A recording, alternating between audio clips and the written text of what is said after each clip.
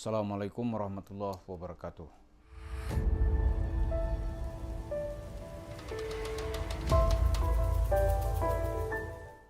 Para pemirsa,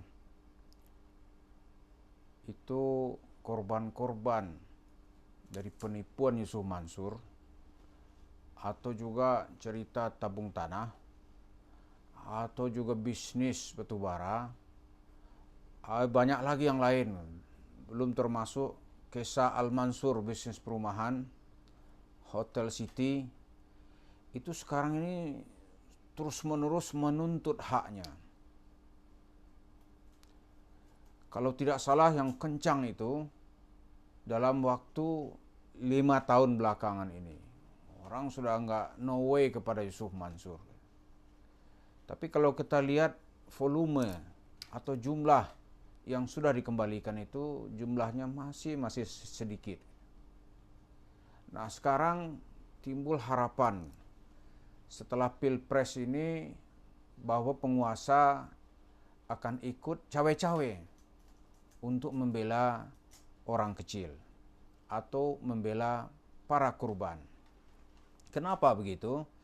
Karena dalam setiap episode sejarah kita ada yang dinamakan dengan Ratu Adil atau bisa juga disebut dengan Satrio Piningit. Ratu Adil dulu ketika penindasan Jepang yang sudah begitu berat, orang berharap Ratu Adil segera datang. Dan Ratu Adil itu ternyata Soekarno dan kawan-kawan. Kemudian di tahun 64, 65 kehidupan ekonomi juga susah. Gitu. Orang berharap datang lagi Ratu Adil. Dan Ratu Adilnya itu adalah Jenderal Soeharto dan rejimnya. Maka distabilkan ekonomi, tidak ada lagi orang antri beras. Nah, sekarang ini di saat orang berharap ada penguasa yang membela supaya mencari dan memproses uang-uang mereka yang ada pada Yusuf Mansur. Harapan itu sekarang tertuju kepada Satrio Piningit yang diharapkan bisa menjadi Ratu Adil, dan dia itu bernama Prabowo Subianto dengan pasangannya Gibran. Begitu harapan. Lalu pertama kita bahas dulu sedikit istilah ratu. Kalau ratu itu kan dalam bahasa kita itu raja perempuan, ya kan? Tapi sebenarnya itu dalam kajian sosiologis rakyat menyebut ratu itu ratu adil, ratu yang adil atau perempuan yang adil. Itu sebenarnya semakna simbolik. Kenapa? Raja-raja saat itu yang laki-laki nggak bisa diharapin. Ya udah kita ratu sudah. Karena perempuan yang punya perasaan halus, yang mengerti dan sensitif terhadap penderitaan masyarakat.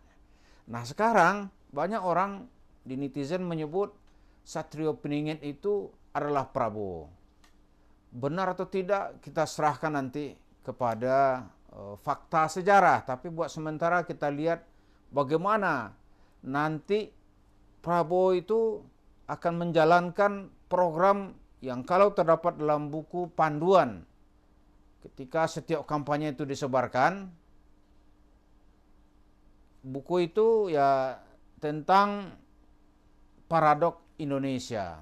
Ya, ini bukunya biasa saya kutip ini. Buku itu berjudul Paradok Indonesia, Pandangan Strategis Prabowo Subianto.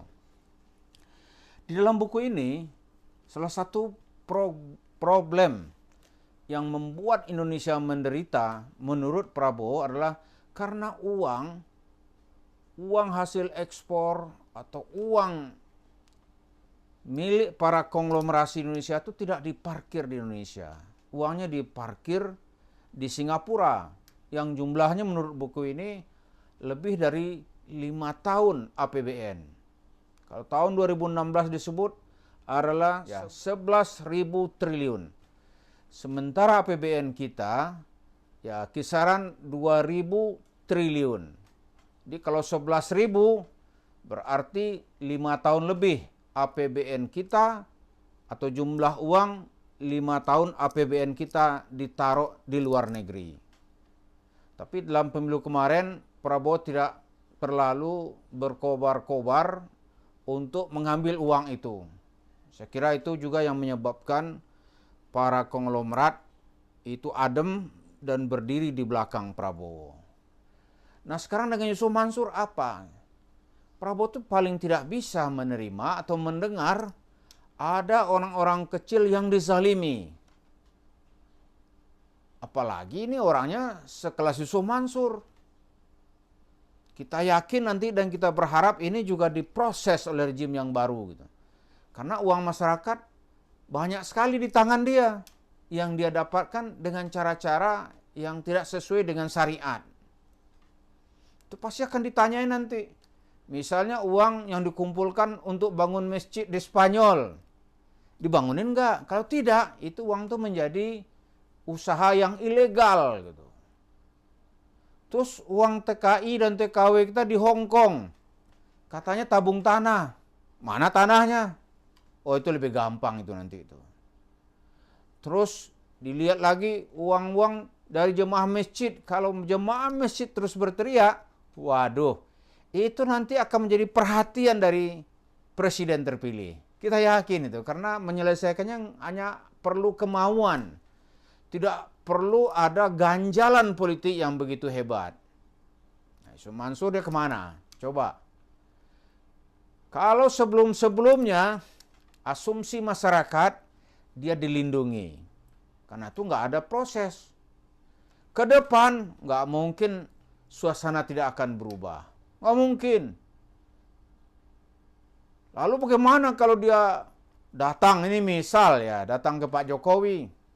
Paling Pak Jokowi, jangan tanya saya toh, saya kan nggak ngerti. Paling gitu kan. Nah sekarang era akan berubah gitu. Maka kita lihat uang yang di tangan Yusuf Mansur itu kalau nggak cepat-cepat dia realisasikan, nanti itu akan diproses.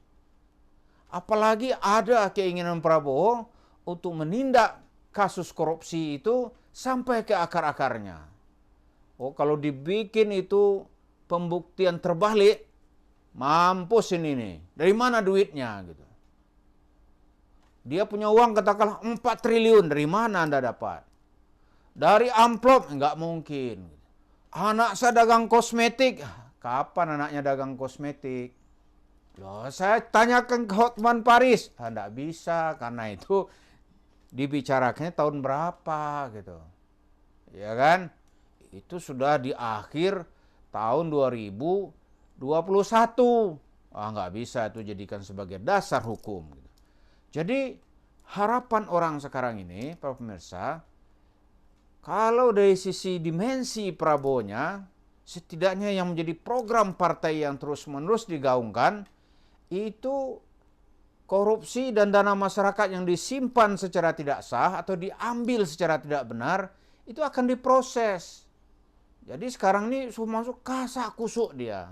Takut dia gitu. Karena proses penyelesaiannya nggak terlalu sulit kalau kekuasaan berpihak gitu. Atau kekuasaan mau menyelesaikannya. Jadi tunggulah, teruslah bersemangat. Tunggu sebentar lagi mungkin cuaca ini akan berubah.